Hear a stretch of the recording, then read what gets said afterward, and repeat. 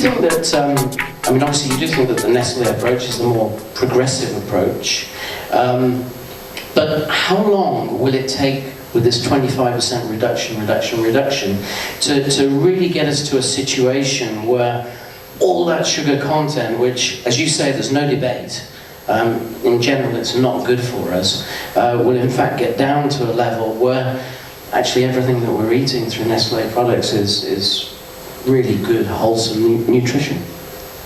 So maybe, just to be clear, that a brand is not necessarily a product. So if you just take Nescafe, yes, we have 3-in-1 offering, which means sugar, cream and coffee. We also have a zero sugar offering. So I think this ability or the opportunity to expand brands in your product portfolio to have the no sugar offering is key. And this is something we've done for a long time and continue to do. There are some products where sugar is very much part of it. So a kid who has cocoa malt beverage, which is Milo, there's a sweet taste to it. There's a cocoa taste to it. So having the balance. So when we say tastier, healthier choices, the first thing we do is measure against our competitors. So we do not launch a product if it is not tastier and healthier than our competitor. And so that's our benchmark. That's the first benchmark. Now you could have a challenge in a category because we play in many categories, and I think this is part of the, Nestle. So if you look at our latest business, which is a skin science business, so we have a brand called Cetaphil, we have a business called Galderma. So if you look at the biggest muscle of your body is skin. So what are we doing? And I'm starting to use it. I don't know if you guys can see the difference. So, and what is the sun protection?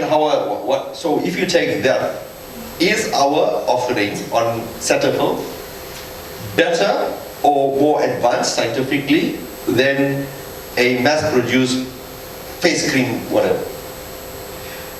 So this is the evolution.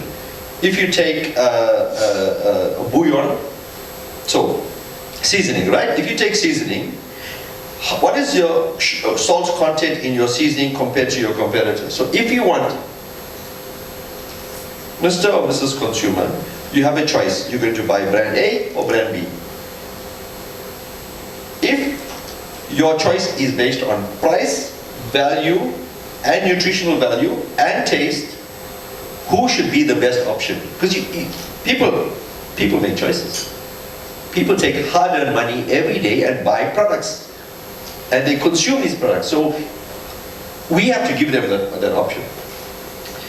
Look, in terms of salt reduction and sugar, we have made massive advances. We have some very interesting, it's all about the technology, actually. So we have some very interesting developments in the technology. And over time, we will see the ability. So can you imagine the dream world where I can get the real taste of sugar? Because we all grew up with this. We all love the taste. Or some people, like most people, love the taste. And I wish I did not have to. I could have the taste of sugar without sugar. And all the current substitutes in the market do not work. They just don't work.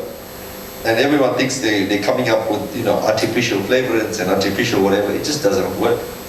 Because consumers have a certain habit. So actually it's very interesting that if you do all the science, and it's very interesting, that breast milk taste has a vanilla taste. So a baby has, from birth, it begins to understand a certain sweetness, vanilla flavor to it. And how do you get human beings to be able to give that kind of offering later on? And it's all about the science, and I think science is advancing, and food science and food technology is advancing at such a rapid rate. So we have, 3,000 scientists, most of them have double PhDs in, and we have these product technology centers all over the world, working on stuff. And if you go back to 50 years, 20 years, you look at the products that we had then to now. The entry game and where Nestle made its mark was, Nestle was known for its quality.